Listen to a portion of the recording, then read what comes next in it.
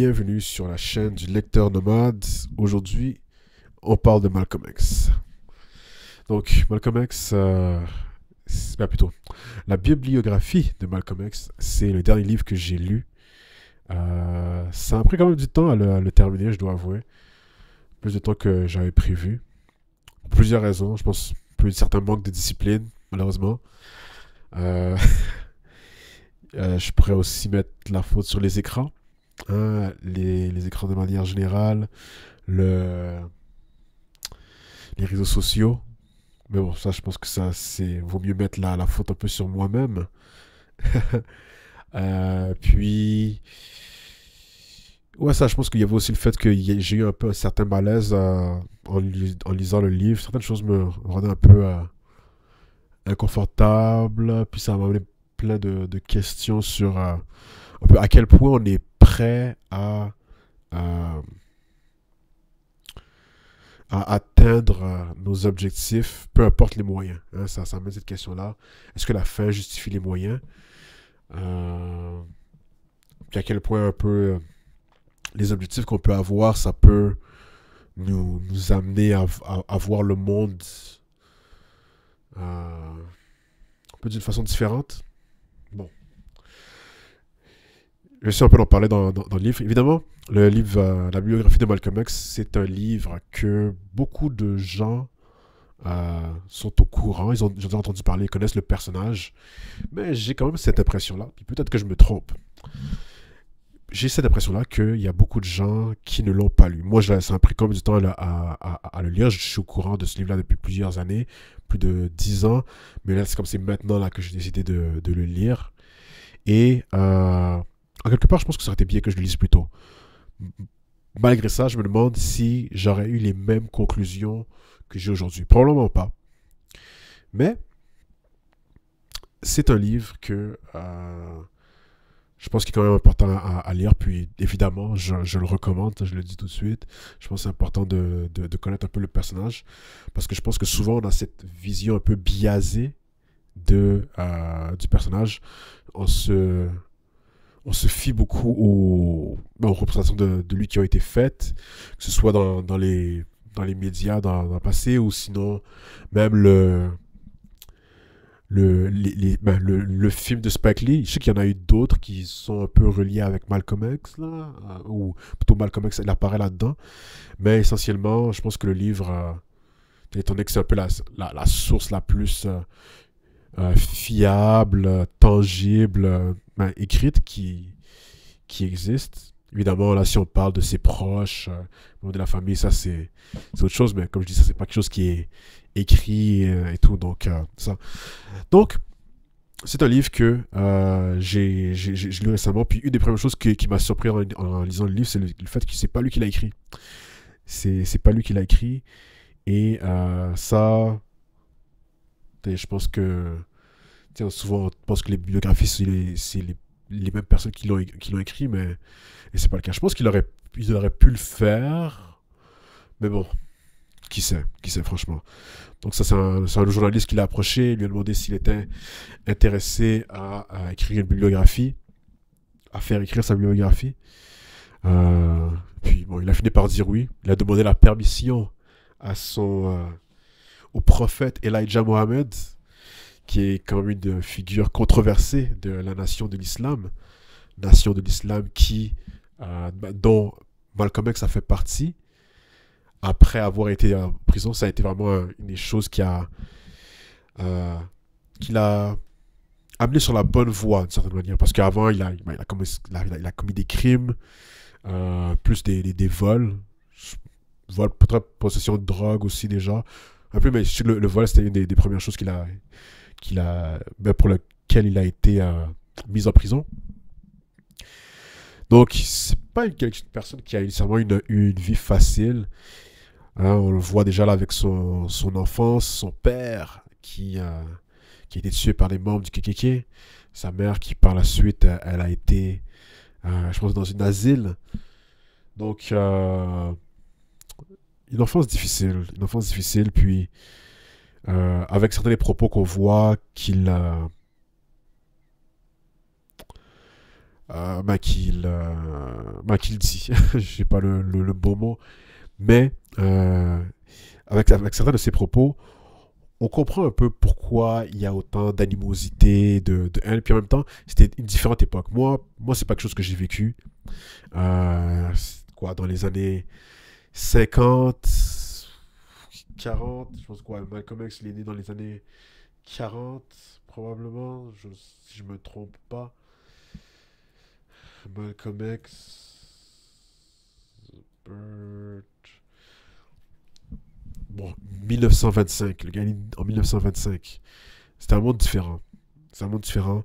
Et lorsqu'on sait un peu par rapport à l'histoire et tout, que c'était durant la ségrégation et tout, le KKK, je me dis que c'est un peu normal d'avoir autant d'animosité et tout. Puis là ça rajoute encore.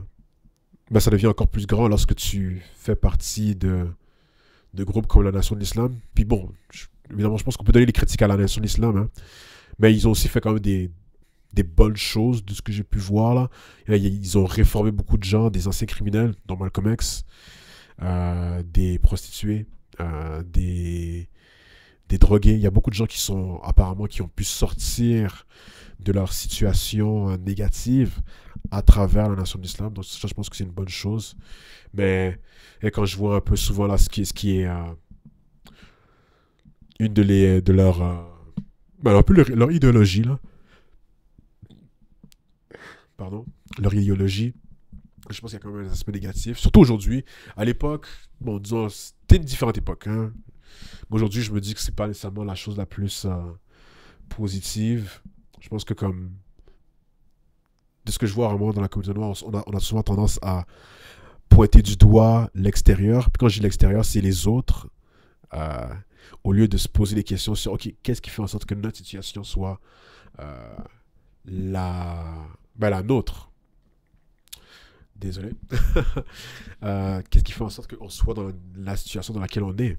Et je pense que ça, c'est quand même des beaux exemples. Ça, on le voit quand même beaucoup, là, malheureusement.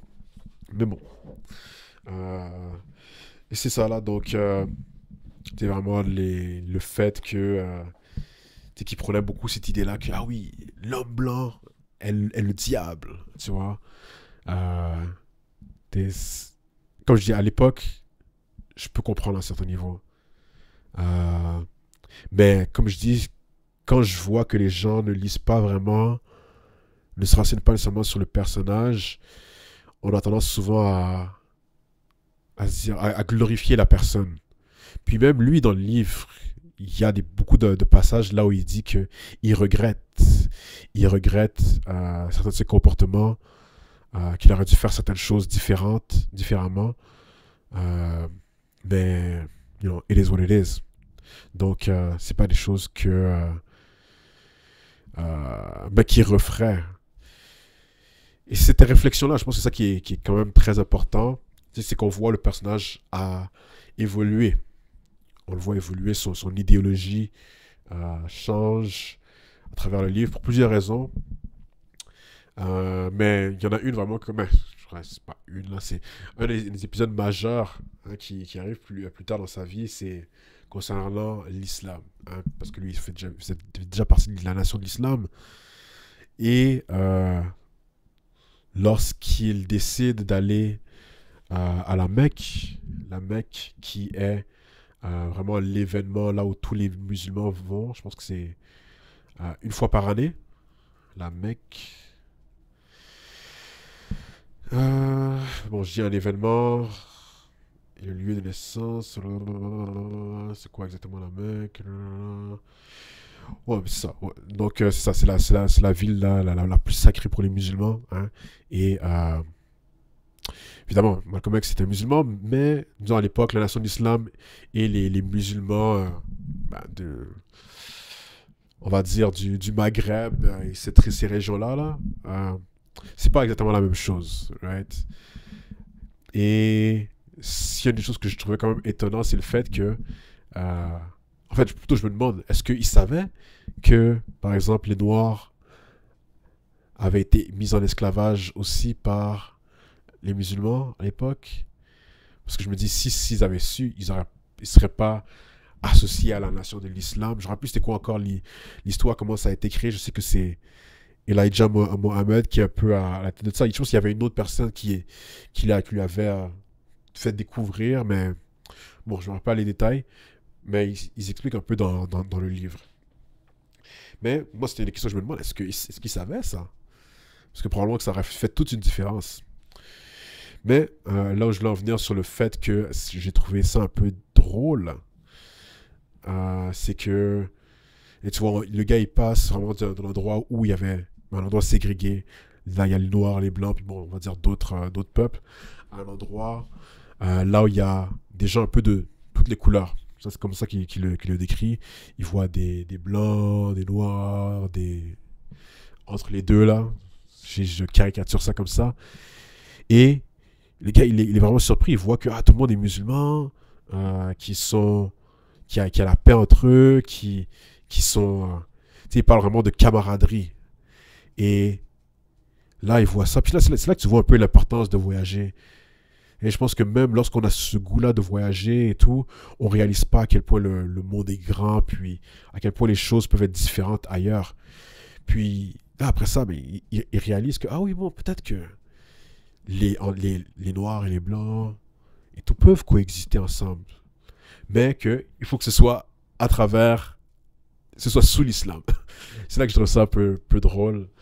Parce que bon, là, le gars, il va là-bas, puis là, maintenant, il se met à penser un peu comme un universaliste. Là, maintenant, vraiment, c'est que, ok, oui, tout le monde est égaux et tout, mais il faut que ce soit en dessous de l'islam.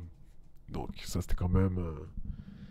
Là, évidemment, moi, je dis pas que. Je dis pas ça pour critiquer l'islam, mais c'est juste que là, ok, il faut que ce soit sous la religion, fait que là, c'est pour les gens qui sont pas religieux. Là, qu'est-ce qui arrive avec eux? Tu vois, c'est là qu'on rentre là dans une autre forme de discrimination. Donc, c'est universaliste, mais en quelque part, sous cette lunette-là, ça l'est pas exactement. Donc, ça, je pense qu'il y a beaucoup de choses que je pourrais dire par rapport au livre. Je suis déjà à 12 minutes. Mais, comme je dis, c'est un livre que je pense que les gens devraient lire. Souvent, comme je dis, on parle du personnage, on l'idéalise beaucoup, mais on n'a pas tous lu, on n'a pas vraiment compris. De mettre un peu contextualiser les choses dans leur époque, vraiment, puis de ne pas voir les choses là de toujours de manière passionnelle. D'essayer d'un peu de réfléchir à tout ça. Parce qu'aujourd'hui, en 2025, on n'est plus à la même époque que dans ces années-là. Donc, les solutions que les gens ont apportées pour apporter un changement, ça va pas être les mêmes qu'à l'époque. Les gens, dans le passé, ils ont fait des choses, certaines ont marché, d'autres n'ont pas marché. Faut être au courant de ça, puis essayer de contextualiser vraiment chaque chose dans son époque. Et je pense que en lisant le livre de Malcolm X, on sera capable de faire cette chose-là. Puis de mettre un peu là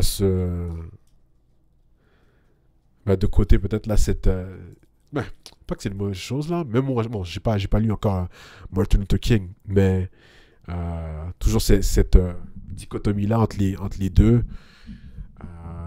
Alors qu'on peut vraiment dire, ok, bon, c'est quand même deux personnages qui avaient un peu des objectifs similaires, qui avaient des moyens un peu différents, des idéologies différentes, puis que non, ouais, comme tu dis qu'ils auraient pu se rejoindre, de pas voir les choses comme blanc ou noir en fait. Je pense que c'est comme ça que je devrais vraiment le dire. Donc ouais, c'est ça, je pense que je peux en dire plus, mais si je peux donner un résumé et essayer de donner le goût de lire ce livre-là, c'est comme ça que je terminerai. Donc,